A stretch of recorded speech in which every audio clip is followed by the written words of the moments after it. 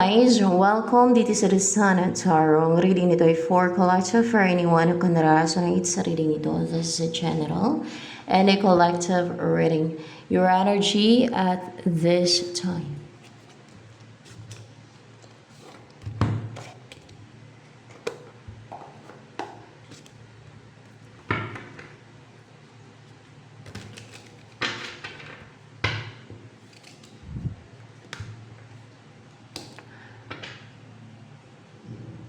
What's with the Eight of Cups? May lumayo sa'yo na devil. Nilayuan ka, tinalikuran ka ng devil. Lumayo yung devil, sir. Ano? King of Pentacles.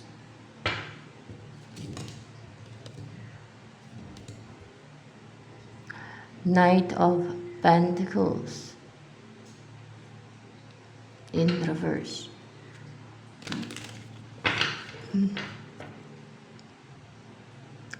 Kasi stable ka, secured, grounded, comfortable.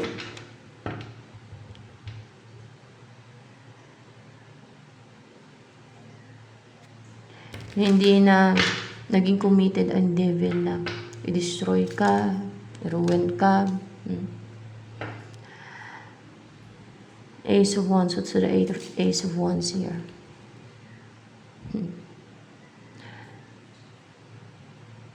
Upright by the Lovers.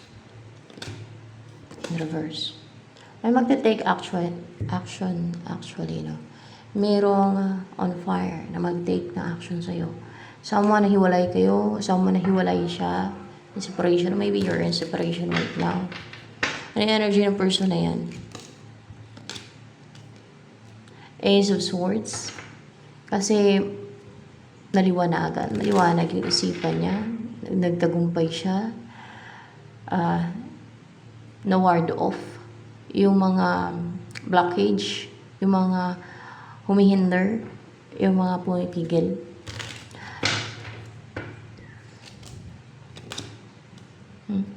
Nakapaglagay siya ng healthy boundary na hindi na napapakailaman, wala na nakapang-intrude sa kanyang mga desisyon sa personal niyang buhay. That's why,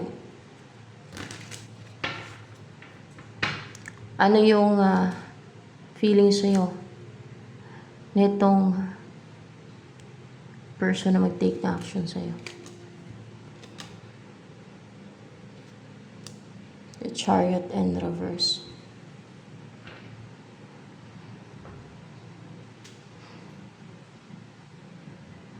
Kinakabahan. Parang upright ba to? Kinakabahan siya. Kung kaya parang yun yung nararamdaman niya, kinakabahan. Kaya parang yun ang parang yung pwedeng magpa-hold back sa kanya o magpa-hesitate na ituloy ang pag-take na action. Yung feelings niya, yun ang possible na kung hindi man matuloy, yun ang possible, number one, na magpa-hold back sa kanya. Yung kaba niya. Hindi siya courageous eh. So, kinakabahan siya. Yun ang feelings niya.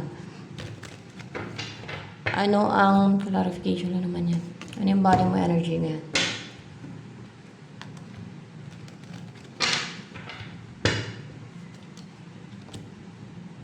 Very confident, sexy, mataas yung self-esteem mo. You're flexible, kasi may cat. Seductive, passionate, and yeah, very brave. And hindi ka nag-wear ng mask eh.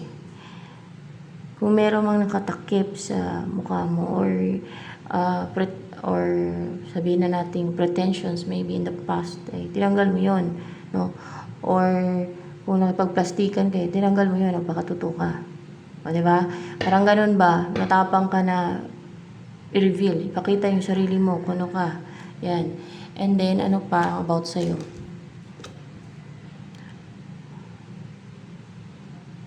You are both positive, courageous kasi may blue din naman dyan.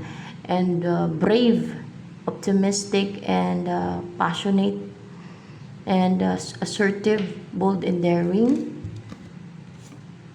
You are also wise. You have a good judgment kasi the sage. And balance ka, nag-heal, nag-rejuvenate yan. Ayan. Ano ang iniisip nitong person na ito na mag-take na action sa'yo? Iniisip niya. Upright man, 6 of Swords. In reverse. Bumalik sa'yo. Yan ang iniisip niya. Ang bumalik sa'yo.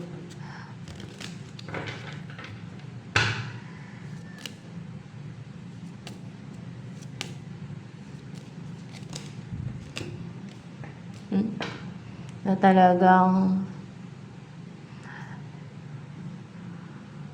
strong siya. Hindi siya nagpapapigil. Hindi siya magpapadominate sa iba. Sa mga superior na gusto siyang pigilan, kontrolin. Hindi siya magpapamanipulate sa iba. Talagang desidido siya. Porsigido. Determinado. Na babalik sa'yo. Buo. Firm. Na? Strong yung conviction niya. Strong yung will niya. Na bumalik sa'yo. Ano pa ang next na mangyari kay sa inyo ng person na mag-take action sa'yo? Magkaroon ng balance. Ano ba nagustuhan sa'yo ng person na mag-take action sa'yo? You're intuitive. Or maybe highly intuitive. Ano pa? Intuition eh. Ano pa nagustuhan sa'yo ni person na mag-take action sa'yo? You are kind-hearted, empathetic, soft-hearted, feminine, and sensitive, pagka-emosyonal, mapagmahal, caring, loving. Yan. Ano pa nagustuhan sa'yo ng person na mag-take na action sa'yo? Yan talaga yung Queen of Cups. Queen of Cups itong Queen of Water. Kasi, ano kayo? Caring, loving, affectionate, empathetic, marunong magmahal. Ganun ba? No? Soft-hearted, kind-hearted. Hindi ka nakaka-intimidate. Pag nalaman ng enemy mo yan, gagawa sila ng witchcraft para maging nakaka-intimidate yung personality mo. What a scam. Para ma-repel sa person mo. Why? Ganun naman kontrabida.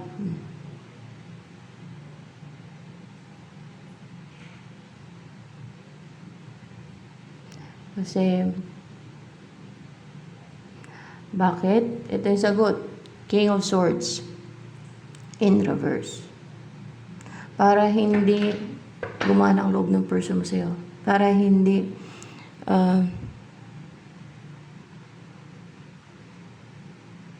maging malapit ang loob ng person mo sa'yo. Para maging cold yung person mo sa'yo. Para pigilan ng person mo yung emosyon niya.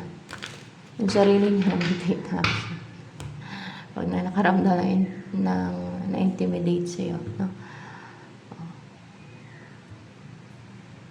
Maharang ka pa ba? Mapektuhan ka pa ba ng mga scheme and deceit ng iba?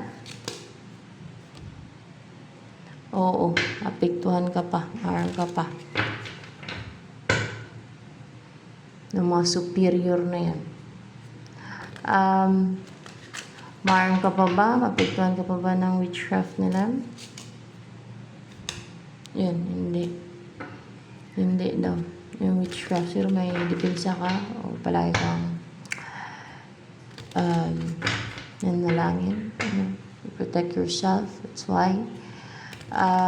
Pero yung mga scheme and deceit nila, still, ma-harm ka, mapiktuhan ka.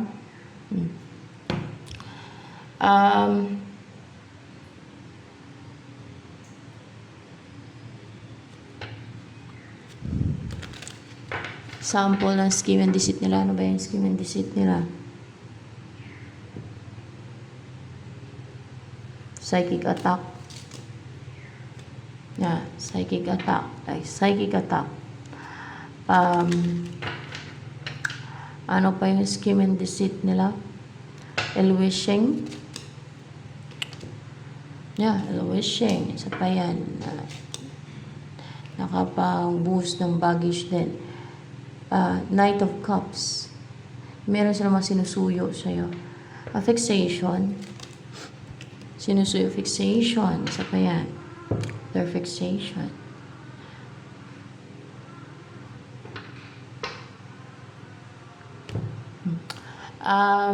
Yan ang scheme and deceit pa nila. Hindi na yung witchcraft. Hindi na nila maano yan. Mas spell. Fixation, wishing, psychic attack. Diba? Maraming pwedeng gamitin ng enemy.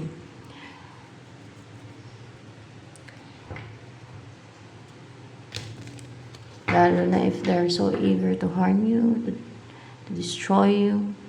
Matinding inggit nila, insecurities, and yung pagiging ganid nila, or inis nila, galit nila, na-irritate yung kanilang inner demons. So ano pa? Ano nagustuhan sa'yo ng person mo na yan na mag-take na action? Ano nagustuhan niya sa'yo? You are attractive, as well as brave person, passionate, goal-driven, charismatic. Tara na-attract siya sa'yo. Sa beauty mo, kung babae ka. Sa looks mo, kung lalaki, babae, no? Ayan, and confident ka. Pwede a leader type, bold and daring. Ayan. Pag nalaman ng enemies mo yan, ng mga na-insecure sa'yo, nanggit sa'yo, na gusto mo yung truth sa buhay mo at mga truth sa buhay mo, gagawin ka na ng scheme and deceit para instead na ganito, maging ganito. Alam niya na, pag in reverse, no? Ng Queen of Wands. Parang mula yung attractiveness mo. Ill-wish ka nila. Parang mula yung attractiveness mo. Sabihin, i-wish ka nila na mawalan to ng attractiveness. O gawin to na ng fixation. Para mawalan ka attractiveness. Lahat ng katangian itong Queen of Wands. See? Message for you. By the way. Sino guide dito? Angels ba? Pinadala ng God? Angels. Message na angels for you. Kaya ako tinatanong para alam natin, di ba? Children. Baka mamaya elemento nandito. Children. Your connection with children is part of your life's purpose. Your wish is granted. What you've asked for is coming true. Yan. Hindi ko na po kailangan i-translate pa. I know you're good.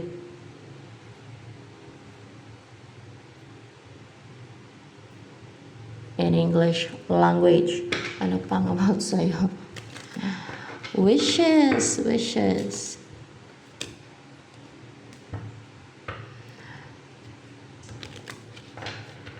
Naka-recover ka na. Saan? Sa mga witchcraft doings ng iba. Kaya tuloy-tuloy na ginawa ng mga witchcraft din sa'yo ng iba. Bakit lumalabas may mga witchcraft doings yung iba? Yung iba hindi lang aware. Kasi mainggit nga lang sila, insecure, gagawan ka na nila ng witchcraft. No? Kahit hindi ka maplaway. Pwede ka nilang batuhin ng orasyon para maging plaway ka. No? Para madami kang kalaban. Pwede din like palipad hangin. No? Or else ay Ang umpisa kadalasan yan, mga inggit talaga yan eh. Maliban lang sa mga gumante, no? Iba-iba naman reason yan. Kadalasan inggit talaga yung securities. Kasi, you know what? That's evil. Yung mga ganyang gawain. And, tinitake advantage yun ng mga evil din. Like, pag nakaramdam sila ng inggit sa kapwa nila, they're so eager to and decisive to do it. Yung witchcraft or spell, basta yung spell naman is witchcraft yan siya eh. Para i-destroy yung isang tao, manipulahin yung buhay niya. See? So ito na lamang guys for collective reading.